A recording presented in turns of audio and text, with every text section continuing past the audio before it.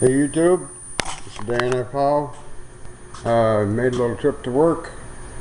Bruce said he would be interested in seeing me grinding reels on golf course mowers, so we're going to try and do a little step-by-step here. Lighting is terrible in here and this camera don't really pick nothing up, so we'll do the best we can. I'll show you here what we got in here we're working on. Here's the shop I work in. Not very big enough for what I do, I guess. Here we got a fairway mower. That's a Toro 5210. It's one of the newest machines we have here, and it's about 4 years old, I guess. And my job is to take care of these machines. It's a reel mower. Like I said, this is a fairway mower here. And I'll try and take a step by step on what I do to get these reels back in shape for the year. We got about 8 or 10 of these mowers like this. The other ones are a little bit smaller than these. Got 2 fairway mowers. This mower here is a collar mower. I did the greens and the tee mowers already. So hang in there and I'll try and do this a step-by-step video.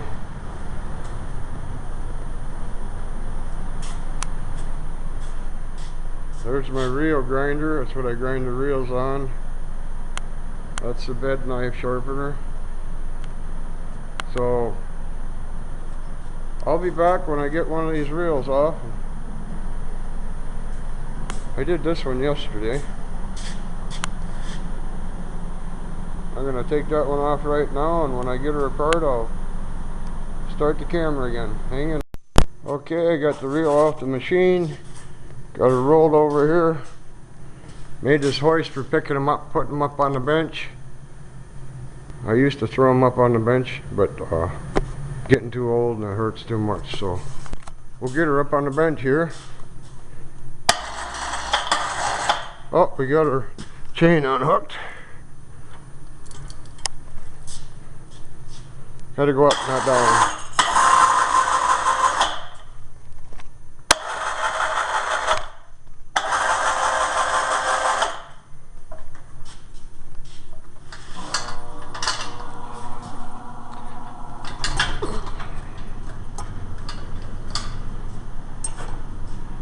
And down we go.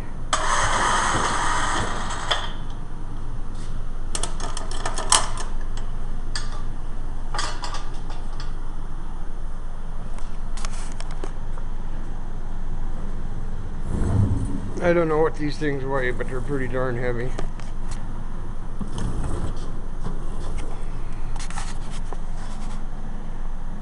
There we've got the reel on the bench. When I get it stripped down ready to grind, I'll start again. While we're back, I got the reel all stripped down. Got it sitting in the grinder ready to grind. This grinder is really a piece of crap, and it's not made like something that should be made, that you have to have this much precision. All it is this motor runs back and forth on these bars. It's not designed to spin the reel like I do, so I use a backlap machine to spin the reel to get my final grind on it. I'm trying something different this year. These reels have got a 2-angle grind on them. One's for the relief cut, so you don't get so much friction and use so much power, so you try and get this back edge as thin as you can, about 20 thousandths when you're done. So there's only 20 thousandths of the width of the reel making contact with the bed knife. And you gotta picture this reel as a round cylinder, and you gotta get that cylinder as square as possible. And that's what we're trying to do with this machine, because these reels get wore at a taper and a cone shape, and they get wore more in the middle and the ends, and every spring I gotta get them back into shape so they're perfect. So I'll try and set you up on a tripod here and show you what I'm doing. You have to excuse the sloppiness of this video because, well, the battery went dead, so I'm ready to start, so hang in there.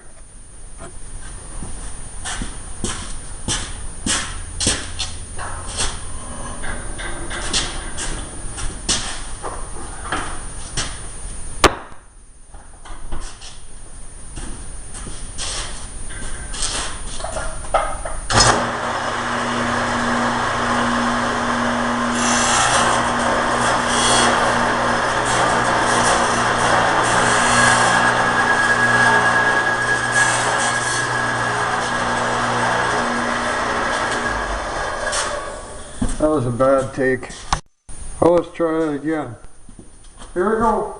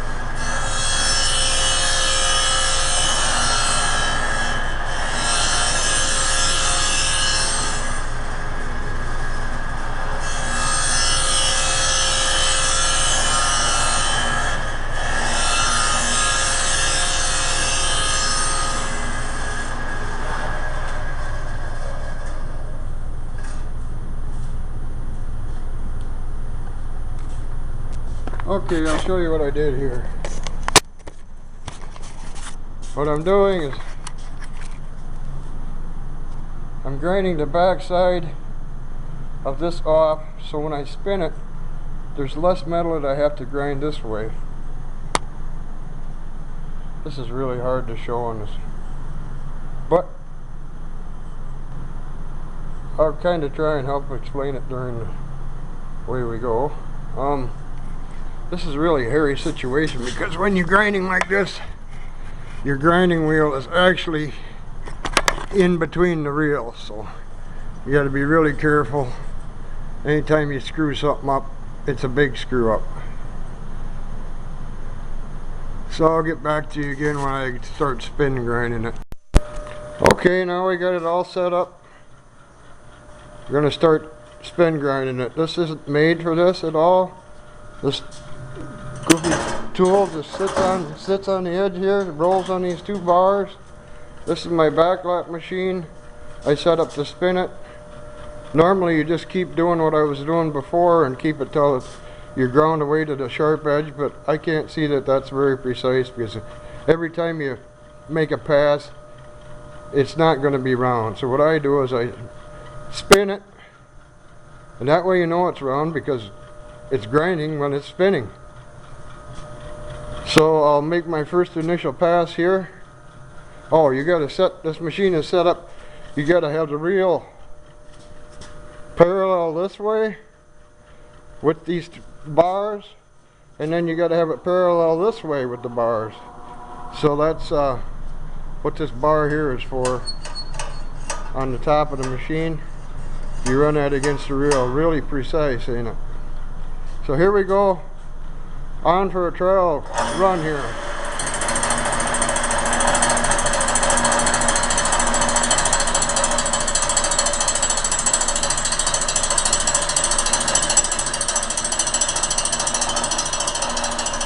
Probably taking a little bit more off than I should be.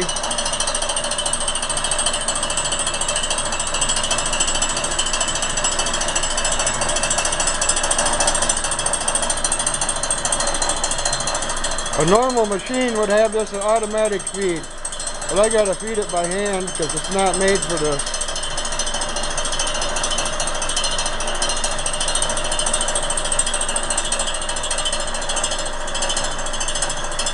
What I'm doing is I'm running this back and forth with my hand here. You hear it's not taking as much off down on this end.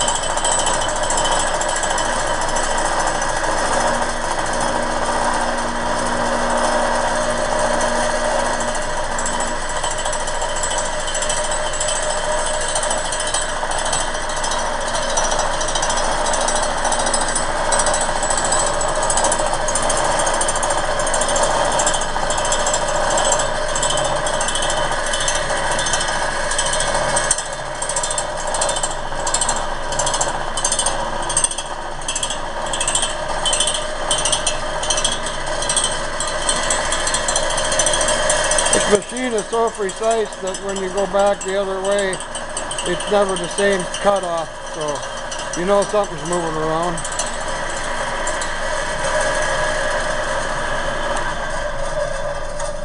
Okay, now you see what I just did. I don't know if you can see this in the camera or not, but you can see spots where it hasn't touched. I got to keep that ground all the way down so it touches all the way across, and then I got to end up with a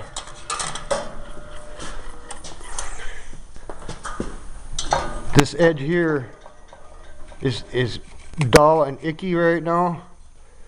When I get done, that'll be sharp, so I got to take that down because this edge wears round over the season, so I got to get that all brand new edge. By taking it down this way, you get a new edge this way. So hang in there. I'm going to make a few passes on this and continue on. This is all together probably a 3-4 hour process, so you can see what kind of life I live here at the shop. Hang in there, I'll be back. Okay, we're back. That was about, let's see, about 45 minutes of grinding. See, now we're shiny all the way across.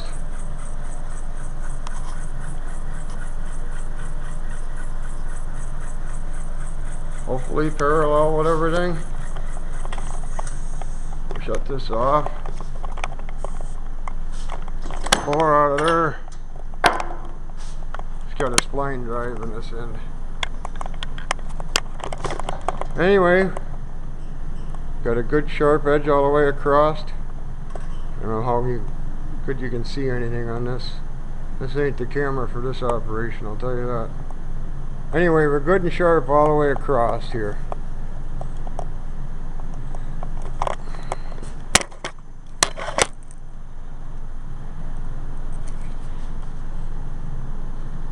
You have to take my word for it, I guess.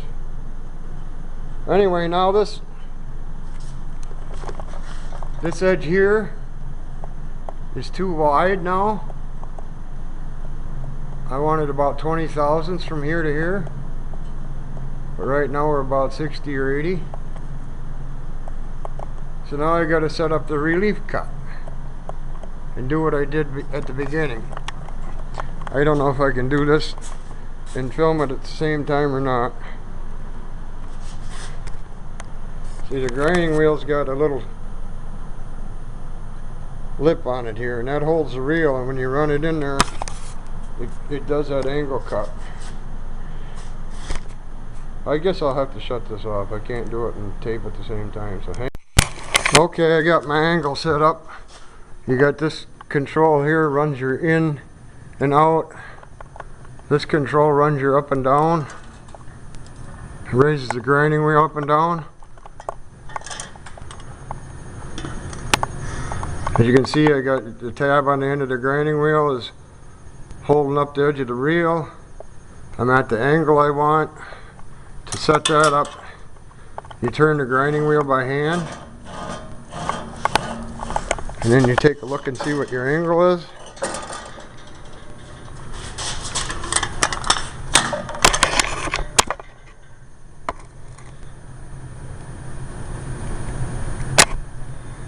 I guess this just ain't the camera for this. Anyway, you get the idea. I'm putting this angle here is what I'm grinding now, and I want about 20 thousandths of an inch on this edge when I'm done. So I'll set you up on a tripod and watch what happens.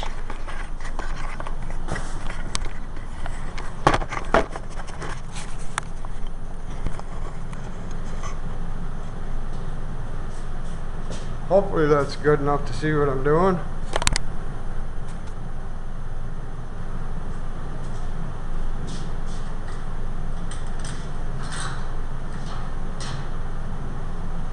To get my dust mask on, this makes lots of dust.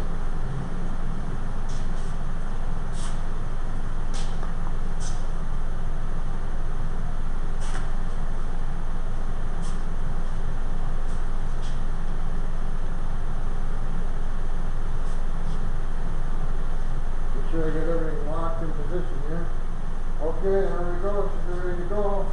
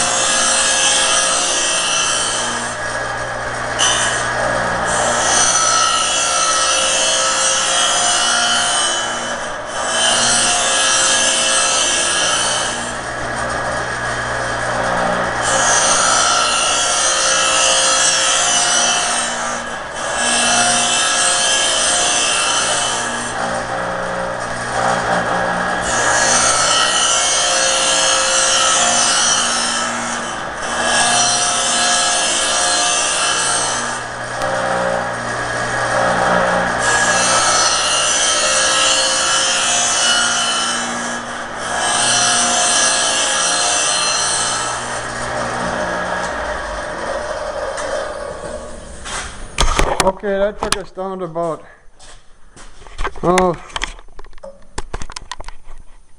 I can't see nothing. Well, anyway, I got about 30 thousandths of an edge here. 30 thousandths wide. It take probably 3-4 more passes to get what I gotta have, so that's getting kind of boring, so I'll shut you off till I get done. Okay, back at the bench here. That was about 15 minutes of work there. Got my 20 thousandths of an inch here, right by my thumbnail. You can't see it, but there's an angle. It angles back off. You go out to the edge, you got about 20 thousandths of an inch there. You keep that as thin as you can, but still not lose your integrity in case you hit something with the reel. Because the less metal contact you got, the less horsepower it takes to run. That's called the relief cut. Got a nice sharp edge all the way across. Nice and shiny when you spin her. Of course you can't see that in the video because it's frame rate.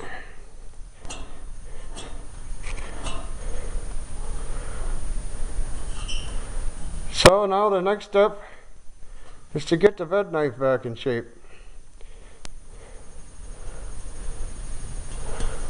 I usually put new bed knives on every spring, but money's tight this year like it is all over the place. So now my next process is to get this parallel back again and sharp on this edge. So I'll get this set up in the bed knife grinder and we'll start over again with another video. Hang in there. Okay, here we are at the bed knife grinder. I got the bed bar all set up in there. Got it set parallel this way. Got the angle this way set. Got angle this way, got to cut. So we're ready to start.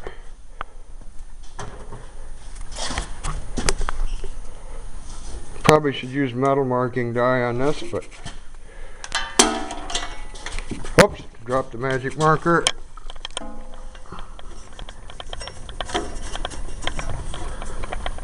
Got down in between more reels. Number 3 brand new ones we got last year for the greens. We didn't use them because we're saving them. Right there is $6,000 sitting, $2,000 a piece. So they got this golf people all figured out.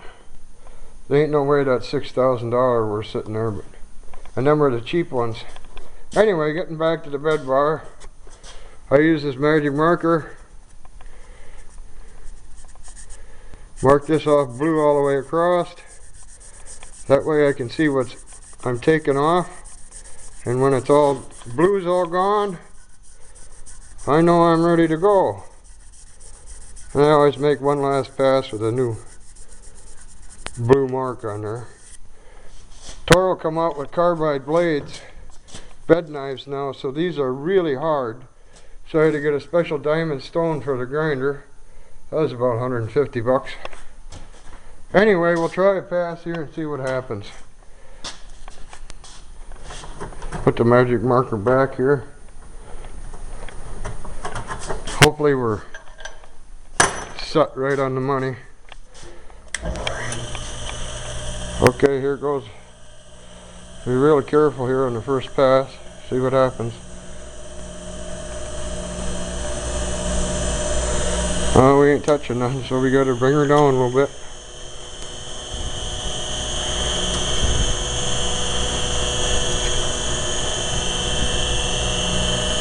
No way that jumped up so high.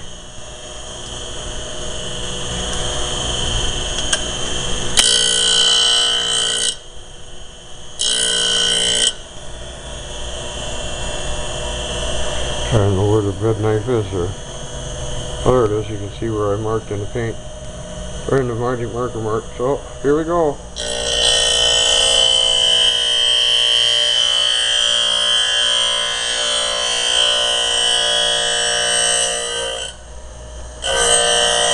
That was probably a little heavy for the first pass.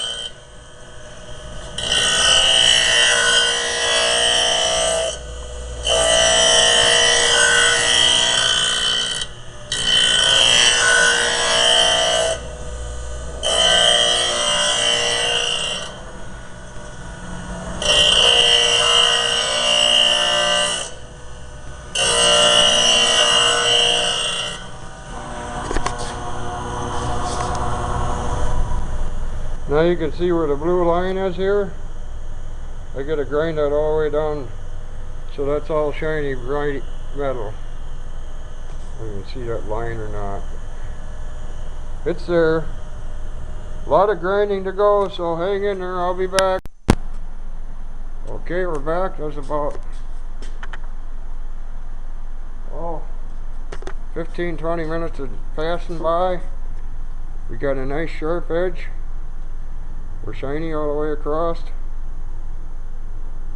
We're going to mark her one more time with a pen. Take a couple passes and see if it's all gone.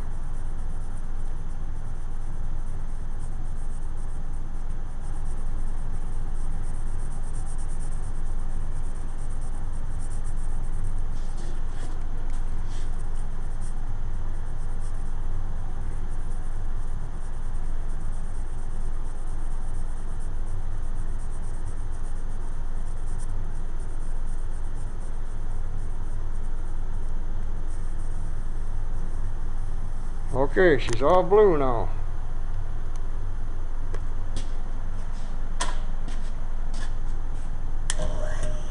Away we go.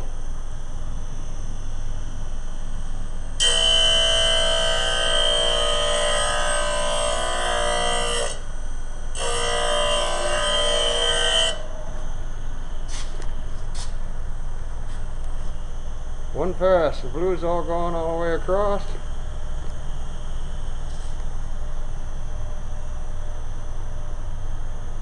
We're good to go. I'll probably take a couple of smaller passes again, just to be on the safe side. Hopefully she's parallel.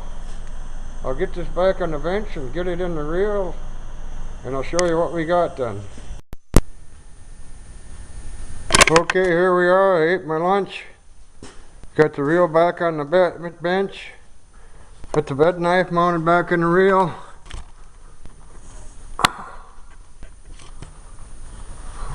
The way you adjust these things is, well, this is a newer reel. They come up with a lot better idea. There's a ratchet detent adjuster here, a long size wrench. Each click of this, I don't know if you can hear that or not, but there's a click there. That moves the bed bar, pivots on this point. That moves the bed knife, this part here, 9/10 thousandths closer to the reel. With each click of this, it's 9/10 thousandths. And what I do every day during the season is I gotta adjust these up every day to make sure that this reel cuts paper all the way across. And that's the way you set it up. So I'm gonna try and set this on a tripod and show you what I gotta do here.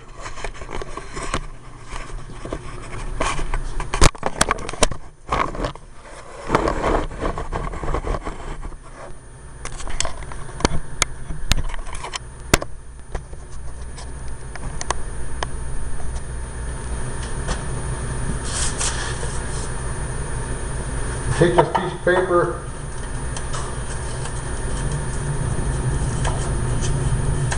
make sure we're even all the way across here. And it's about the same on both sides. I don't know if you can see this or not.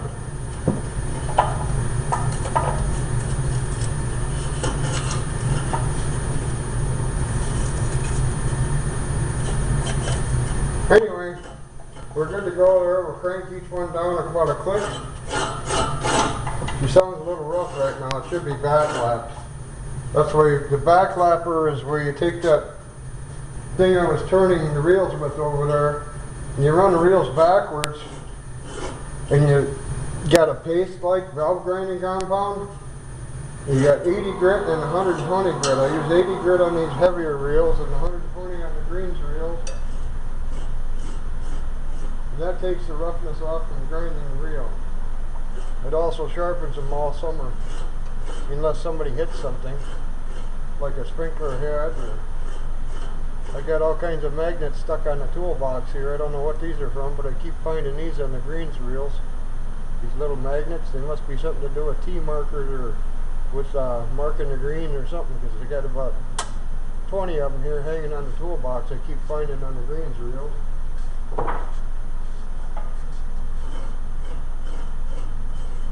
So that's about what we're looking for.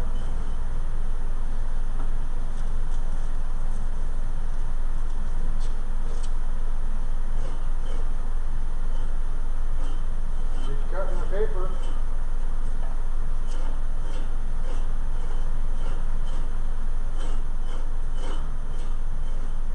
That's what we'd like to see. It's the moment we've been waiting for.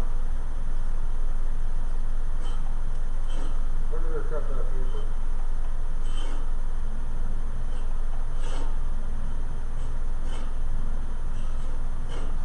That's what it's all about.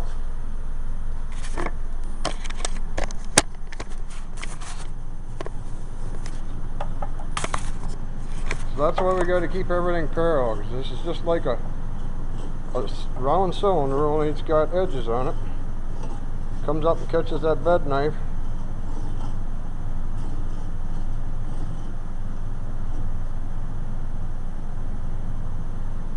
Here you can see our relief cut here. That way you don't make too much metal on metal contact, but you still got enough strength so it ain't breaking over backwards when you hit something.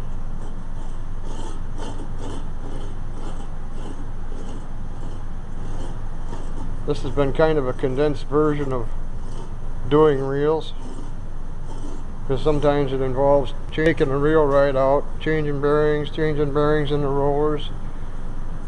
Here's a set of reels down here that I did last week. These are greens reels. They're waiting for bed knives. The bed knives were shot on them. Them were the last reels we used last season for picking the sand up when they top dress. This is a top dresser over here. This broke down last fall. This is my arch enemy. This is where they take and spread sand on the greens. A broken axle last year. So I got that all tore apart, and they didn't have enough money to order the parts I need, so now I gotta try and figure out how to put that all back together when the parts get here, or when I get enough money ahead to order the parts for it.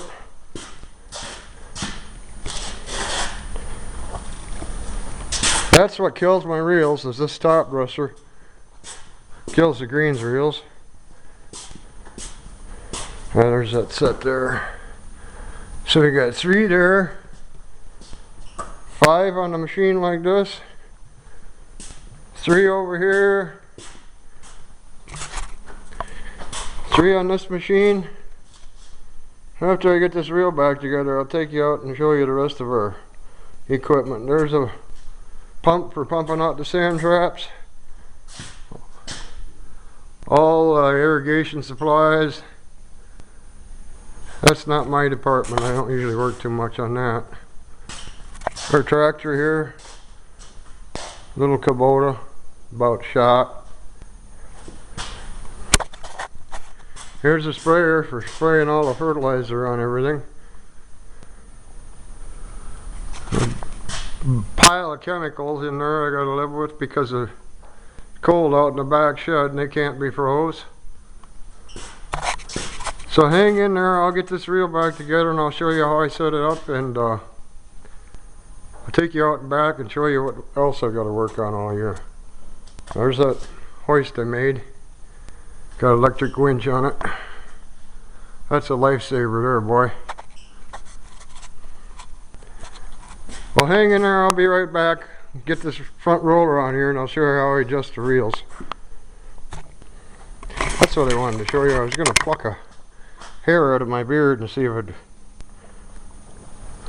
cut that.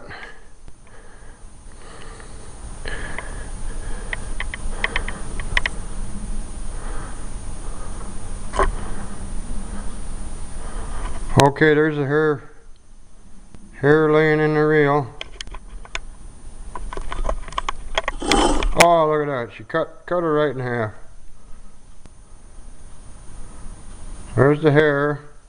I'll do it again. You see how long it is? That's my beard hair. I will cut her about half that length. There you go. Want to see it again? There she's shorter again. I guess we're cutting hairs there. I'll be right back. Well, we're back. I hope you've been enjoying my day as much as I have. I'll show you the next step here. The whole story of this whole reel business is keeping everything perfectly parallel. So here's the next step. These new reels, you can't adjust the back roller on them, but you got to keep the back roller parallel with the bed knife and the surface of the reel. That keeps your so you don't have this steps in your grass. And if every reel is set the same height, you get a perfectly level cut all the way across the width of the whole mower. So I'll show you how I do that. Here we go. This is a ground aluminum plate. It's probably 5/8 thick. Then I got a 5/8 ground plate here. I got to roll the reel up on there. The reel and the bed knife sit up against here. The reel sits here. The bed knife sits up against here. Hang on, I'll have to set this down and get her up there and show you.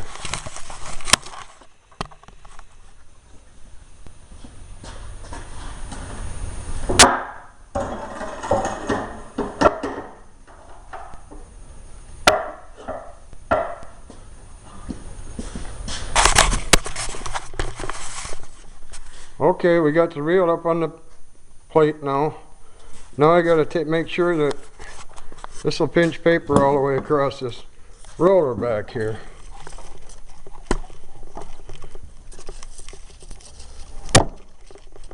Okay, she's good there.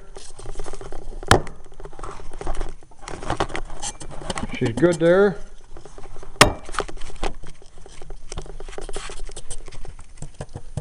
She's good there. So now I know this back roller is parallel with the bed knife and the cutting edge of the reel. Like I say, if it wasn't, the newer reels aren't adjustable. I'd have to take one of these shims out of here and grind it enough so that pinched paper all the way across. The older reels have an adjustable thing here on the back reel. So I'll get the front roller on, and that'll be the next step. I'll show you how I set the height of cut on these new reels. We set, we're 1 inch on the fairways right now, and that's what this is. So I'll be back. Well, we're back again. I just wanted to show you my radio. My last one took a crap. My mom bought this one to auction for me a while ago. Sounds pretty good. I'd be lost without this. This is always cranking pretty good all day long, but seeing as how this is YouTube, I better shut it off. Balola.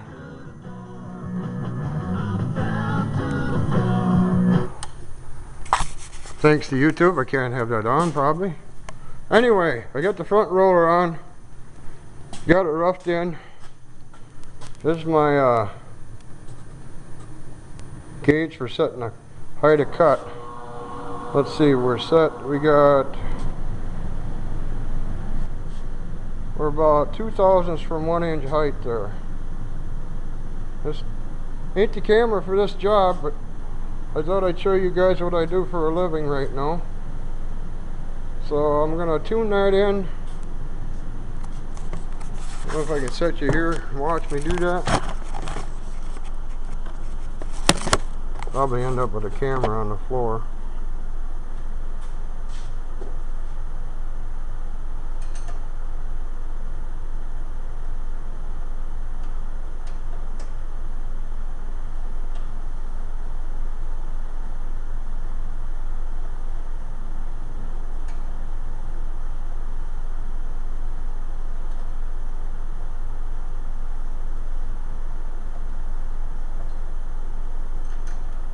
Leave it a little shy of an inch, because when I backlap it, it'll drop it down about, well, actually raise it up about a thousandth of an inch.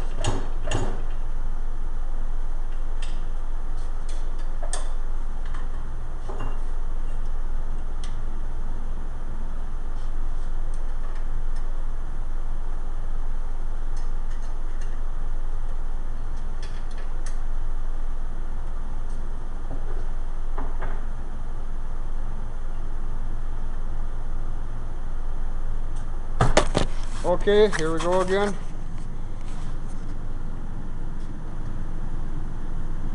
See, we're up against the bottom roller there. Up against the top roller here. Behind the bed knife there. And that's exactly where your height of cut's going to be. We got about, oh, how come I can't see that gauge? About 999 thousandths.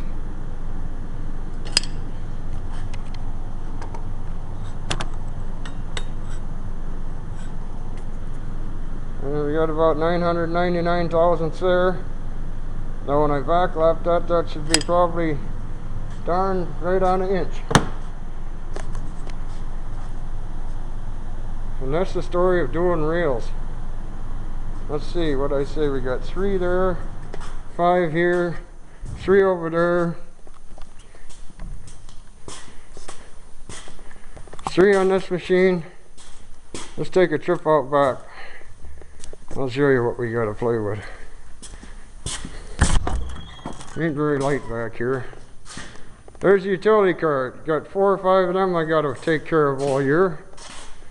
Got a Workman over there, a little 3-cylinder Suzuki engine in there in the back under the box. That's a little dump truck. Got to take care of that. That's totally wore out. The range cart here for picking golf balls off the range. That's totally shot. There we got another mower there. That's a T-mower. That's got 3 reels on it. Here we got another fairway mower. That's got 5 reels on it. Here we got a mower that's got vibrators on it. Them vibrate the surface of the greens to keep the golfers happy that their ball rolls nice and smooth. Here we got another mower. That's for mowing the driving range tee. Another cart. Another work cart. This is the rough mower. That mows an 11-foot path. That mower runs 8 hours a day. Fairway mowers, they run probably 6 hours a day, the pair of them, and that's probably every other day. There's a greens mower there. That's the most important one. That baby runs probably 3 to 3.5 to 4 hours a day. There's 3 more reels. I think the only day that gets off is Monday. So I gotta work my time in between all the times these mowers are out and schedule everything so I can work on one while the others are out working.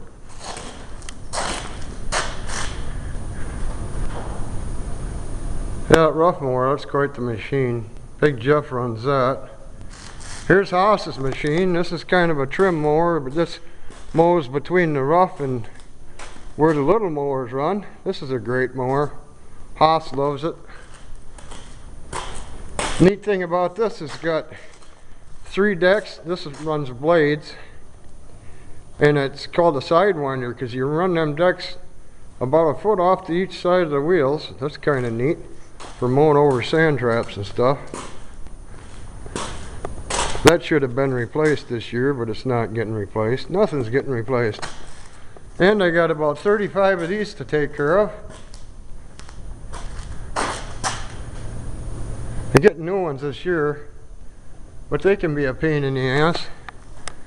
They like to roll them over and break the springs in them and beat the shit out of them. Bypass the governor so they go 100 miles an hour. Here's a sand trav rake. That was new last year. We got a lemon running about 200 hours, and it was down probably 40 of them 200 hours, so they shipped us another one. Blew the gasket out of the back cover of the crankcase. They said that was Briggs's fault, Briggs and Stratton, so I don't know. There's just no quality and workmanship of anything anymore. So this is what I got to work on, and there's probably 4 or 5 machines up in the other shed I haven't showed you, but it keeps old Dan busy, especially when you get a bunch of young kids running them and don't know what they're doing.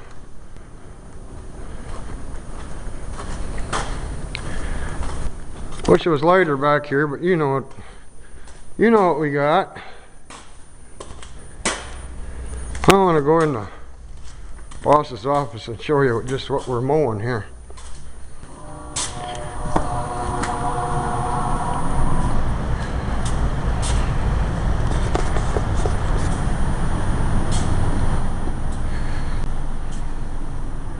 Here's an aerial photo of the golf course.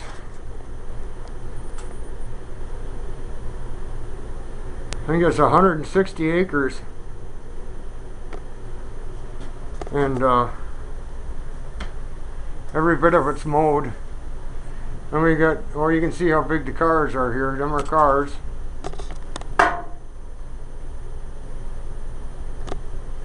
These are cars in the parking lot. Then across the road here we got probably, oh, this much area of driving range. That's probably another 40 acres. There's the pond. So I've got quite a bit of work to do keeping up all the mowers that mow all this. Everybody thinks, oh, you just work on lawnmowers, that ain't nothing. Well, bull crap. That's a full-time job.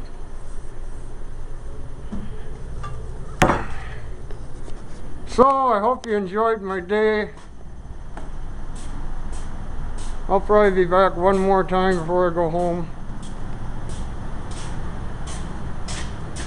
Oh, I was going to show you these bed knives that got done with from the reels that picked the sand up from that.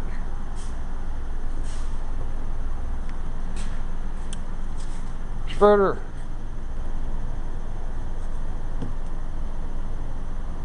Oh, you can't see the serrations in there, but that's what that does to my reels. You can see she's not good. That's why I'm waiting for bed knives for them 3 reels under the bench. They're shot. Toasted.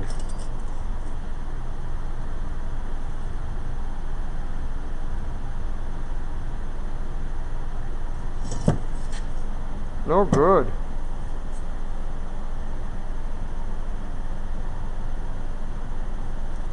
This just ain't the camera for my job, I guess so. Hey. Well, we're back. What do you know? I got enough time to put the reel all together. Now it's time to do some fine tuning here. There's my back lap motor.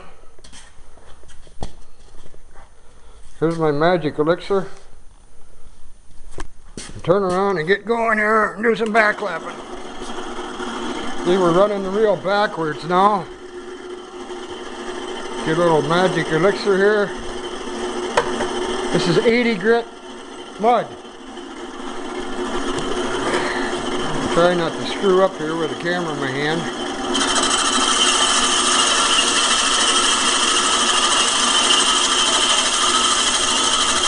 Hear that elixir doing its thing?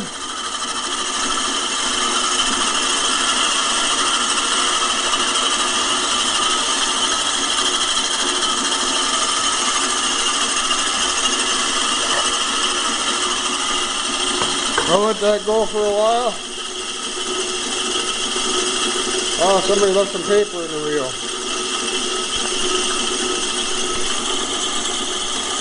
It's a good little invention there, whoever come up with that back lapper. I've got a lot of hours on that thing since I've been here. I've been here since started in 2003. Going on my 11th year doing this. Hard to believe, but I've worked on equipment all my life that wouldn't even fit in this shed, and here now I'm working with these little toys. I guess whatever it takes to make a living. I'll give her another little dab again. It's really fun when the brush gets caught in there.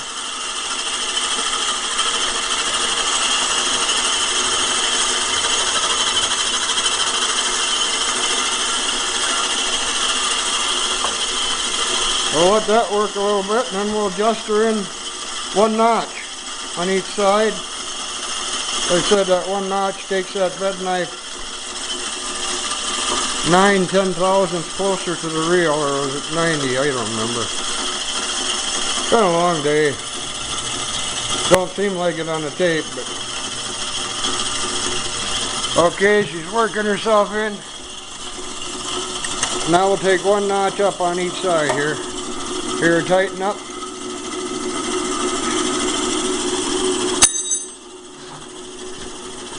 This will take the coarseness off the reel from doing all the grinding on it. This will make it smoother. Won't make as much noise.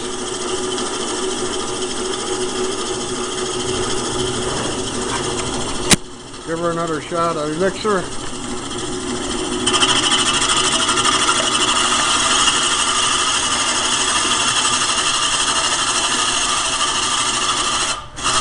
Just about got her stuck. That's why the brush has got such a long handle on it. This machine here has actually got a setup on it where you can reverse the reels and backlap the reels on the machine without having to take them off for the summer maintenance. I think we got three of them do that. One of the little mowers does too, but it's just as easy to take them reels off. I think that one over there has got a backlap mode to it. Otherwise, all the other ones you got to take them off and do this.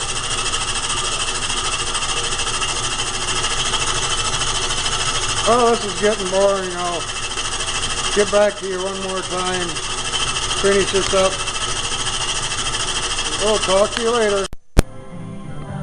Well, we got her all rinsed off, done backlapped. That was about another 20 minutes of running. Now we're on the bench back up waiting for the final tune-up. Well, I guess I did kind of tune it up while you weren't looking. See what I tell you, we got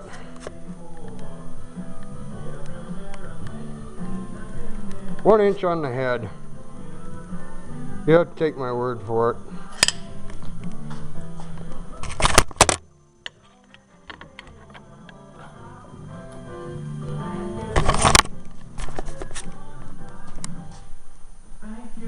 There's the other side. So that's set at 1 inch. 1,000 thousandths. You know what we set the greens at during the height of golf season? We set them at 125. That would be 1/8 of an inch.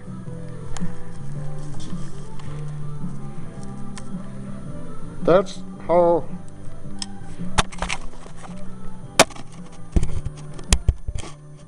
how low we cut the grass on the greens. 1/8 of an inch.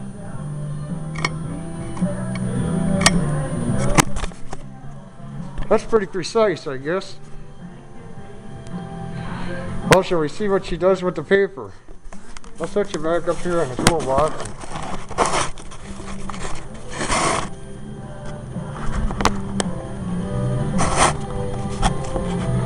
Hang in there. There. I'm usually allowed 2 thicknesses of paper with these heavier big fairway reels, but I like to settle for 1 thickness of paper.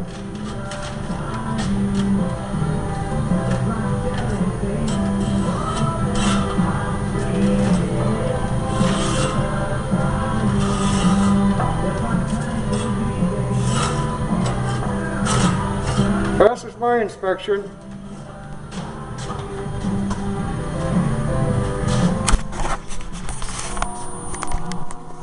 See how much quieter it runs now with the after it's been vac lapped. We took that rough edge off of here. Just amazes me, you know, as long as you keep everything parallel, you gotta dream that everything is a round cylinder.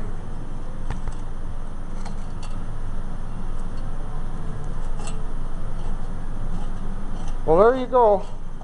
One reel sharpened, the condensed version. Like I said, it involves a lot more sometimes. You gotta take them all apart and put bearings in them, but these are new reels. Well, new a couple years ago, 3 years ago, I guess. And I got the word not to spend any money, so I'm doing what I can do. Next time you see it, she'll be back on the machine. Well, there you have it. One day with danfhowe. Don't seem like much of a day, but tell you I was involved. Kind of a condensed day for you guys. She's back on the machine.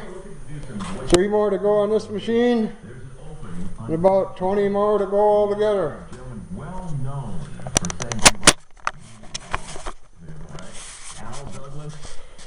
There she is. From machine to bench to grind to bench, tune up the bench, and back on the machine. 1460, the greatest hit. Let me tell you, I have got my hand stuck in these, and it doesn't feel very good. Something sticks and you're turning it, it hurts. And blood. One time I cut the tip of my thumb off, about 1/8 of an inch of it. Ready for the season, them two are.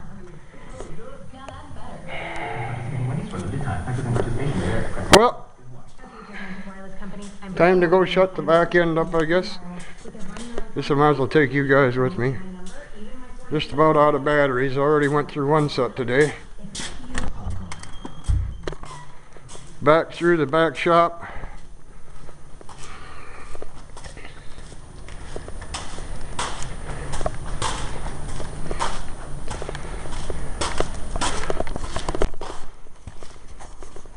Yeah, this rough mower, well, this rough mower's got a Kubota diesel in it. Can't see it very good. Most everything's got Kubotas in around here. That T-mower inside's got a Daihatsu diesel in it, 3-cylinder. That's got a Kubota diesel. And these two newer mowers, they got V-twin Vanguard Briggs 18 horse.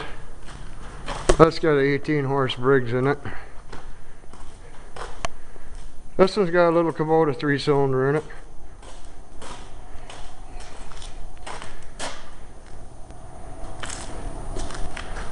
There she is. I say I got about 5 or 6 machines up in another shed I take care of too. They're just hiding up there because we ran out of room in this area. There's all the fertilizer and stuff.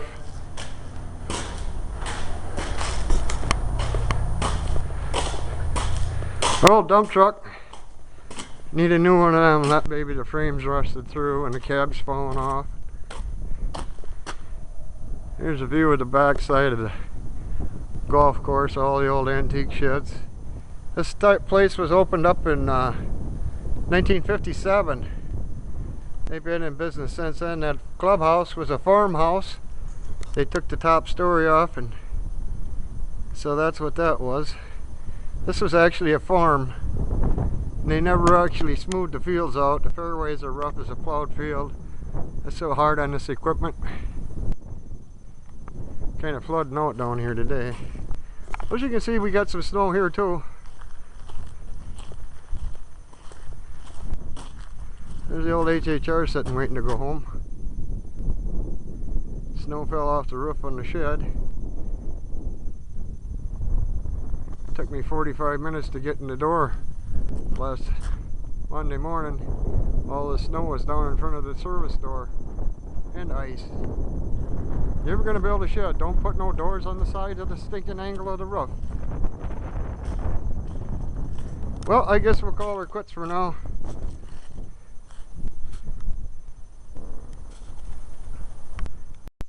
Well, there you have it. An 8-hour day with danfhowe.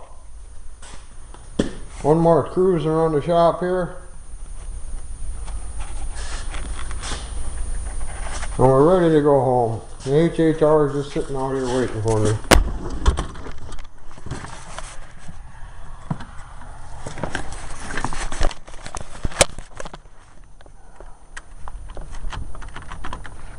Get the door locked.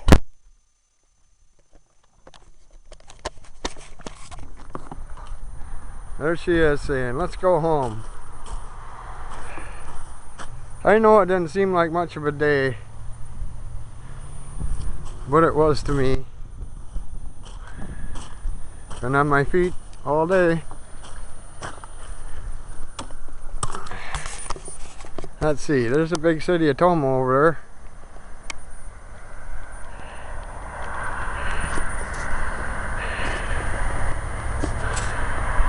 Now this is where I work.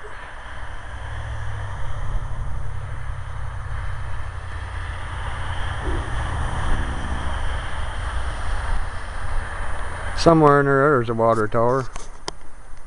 Interstate 94 is right over there. So if you're coming up in Wisconsin and you head through Tomah, that Interstate 94 will take you up to Black River and all the way to Minneapolis, I think. Anyway, time to be out of here. I might turn you on and show you a few sights on the way home. So thanks for having a day with me. danfhowe saying so long. Oh, look at that, it's 41 degrees. It was 13 when I got here this morning, 7 when I left my house, so I guess it's going to be a nice day. Too bad I had to work all day.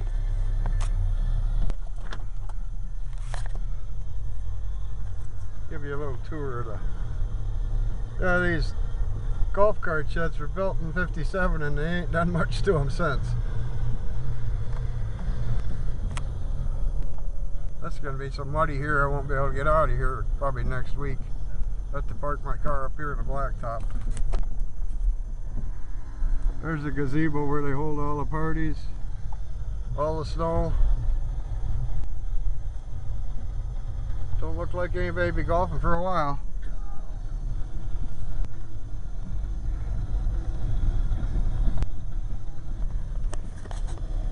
There we are at Hiawatha Golf Club.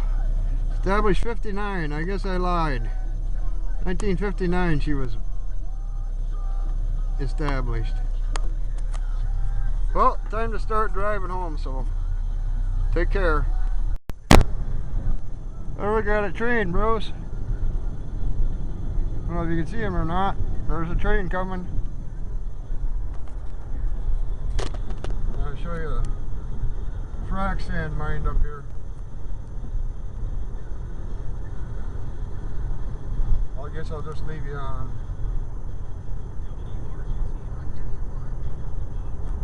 Train overpass there.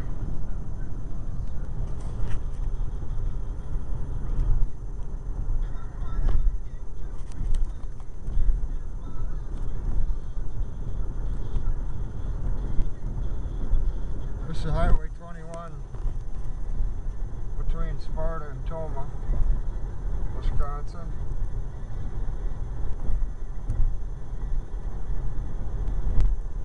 I live approximately 19.5 miles away from the golf course.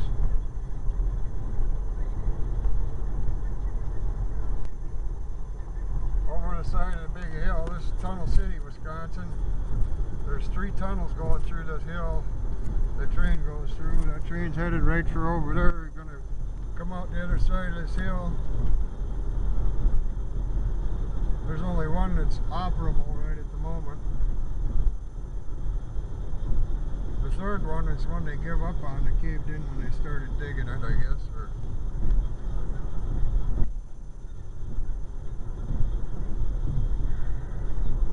Okay, we're coming up on one of the many Wisconsin frac sand mines. They're going to be tearing all this hill down here. They bought this hillside, oh, probably 2 years ago. All these hills over here, they're going to be gone.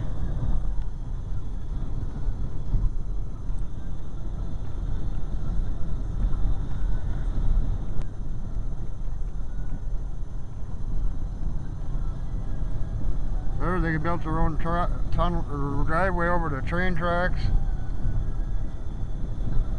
I don't know if you can see anything or not, but the hills are disappearing. I better shut you off and drive. Now we're coming up on Fort McCoy. This is established probably back in 1911, I don't remember. Big army base.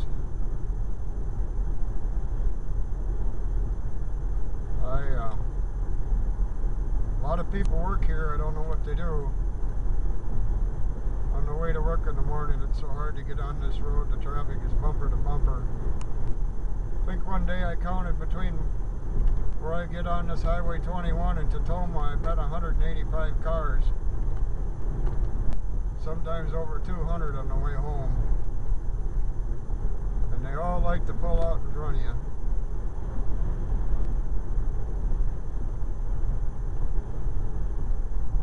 It might happen right now. Oh, we got somebody that's got brains. Usually they just pull right out in front of you.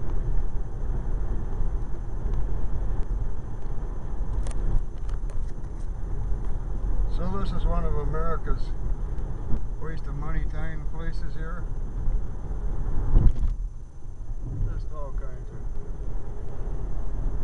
waste of money.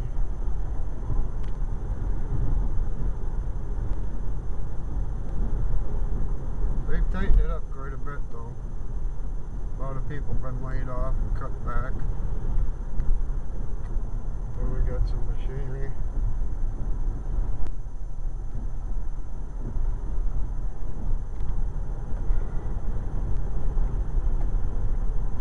Oh, we got the big guns hiding back there.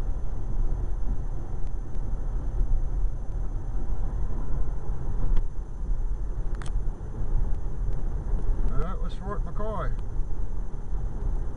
I'll be back. So long.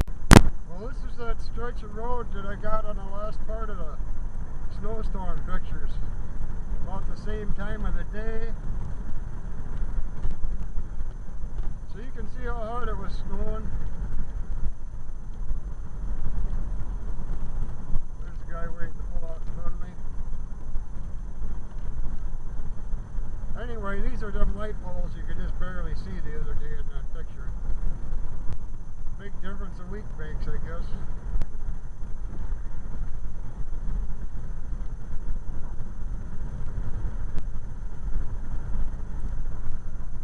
Pretty much farmland around here. Oh, I'm gonna run off the road.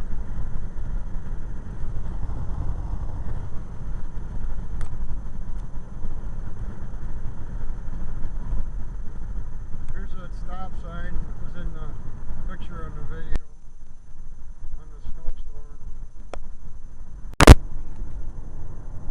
Well, I just gotta show you one more thing on the way home here. I've driven this road for, probably lived up here going on 30 years. And they decided that this hill was too steep. I used to go up over top of the hill and the road was up there in the corner of the bluff up there. Anyway, they wore out a brand new D11 to total junk cutting this notch out of this hill because somebody decided that that hill was too steep to go up. Well, anyway, I think I probably put chains on 5 times in the 30 years that I've worked here. And now they cut this hill down and it's just all falling down. The rocks, you can watch them fall down. Somebody's going to get killed. Anyway, I thought I'd just show you this hill. It's not been nothing but sliding down for the last 4 years now. I think they have been here about 4 or 5 years they did that. And I've always worked second shift and they never plowed the road after school buses went home. And I've always made her home. But yet some idiot comes up with the idea that hill is too steep. Just thought I'd rant on that one for a while. Got about 3-4 miles to go yet. Well, here we are on the final run home. Just about there. I live on the other side of that hill there. These people up here, my neighbor, that farm up on the corner you didn't see, they're growing hops. They set up all these poles.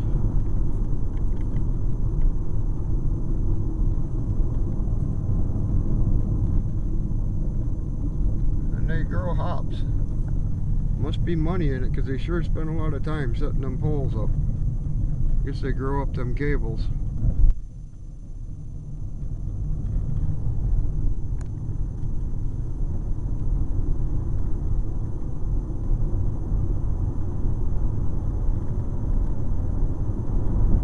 Yeah, I've been going on 30 years that I've moved up here. First I bought the land.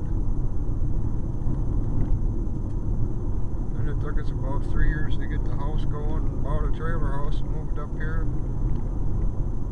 Finished the house, sold the trailer house when I got done with that.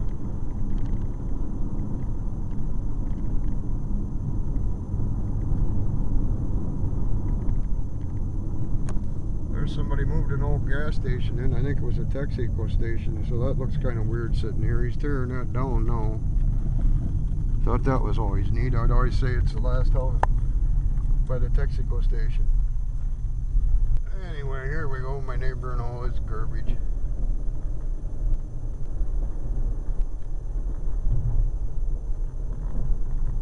Second house on the right.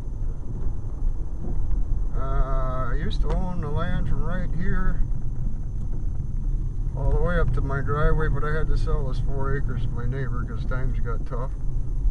Had to pay for my heart attack.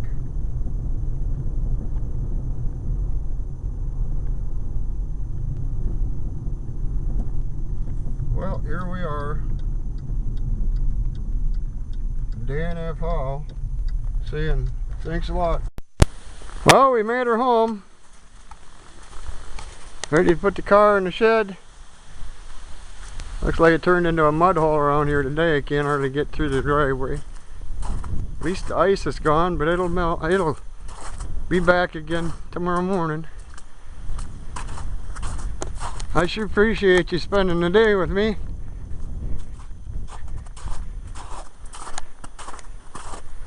If Bruce wouldn't have asked, I probably wouldn't have made this video, but he commented that he was interested in me sharpening reels, so I made it. I gotta show you what makes my day. That's a nickel. That went through the greens mower reel. Wiped it out. They'll cut a dime or a penny in half, but a nickel and a quarter, they won't eat them. I just love to see that kind of stuff during the summer.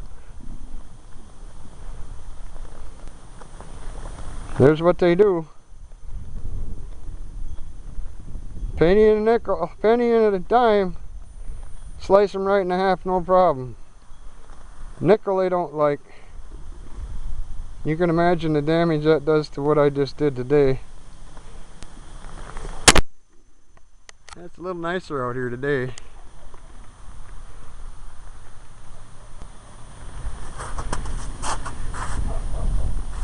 Not the dogs barking in the background. Oh, I didn't show you the undertiller hibernating yesterday. That's going to be a really long video. Make up for all the ones I didn't make this summer, or this winter. And my boy finally got his pickup out of my shed, so I got a little room in here. So there's the undertiller waiting to get out.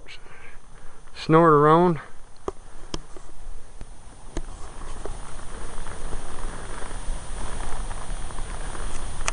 And so much other junk. I just about tore the shed down once. That's why I built the new one. So this is the final sign off for this video. danfhowe saying thanks for coming to work with me, and till next time, goodbye and good luck.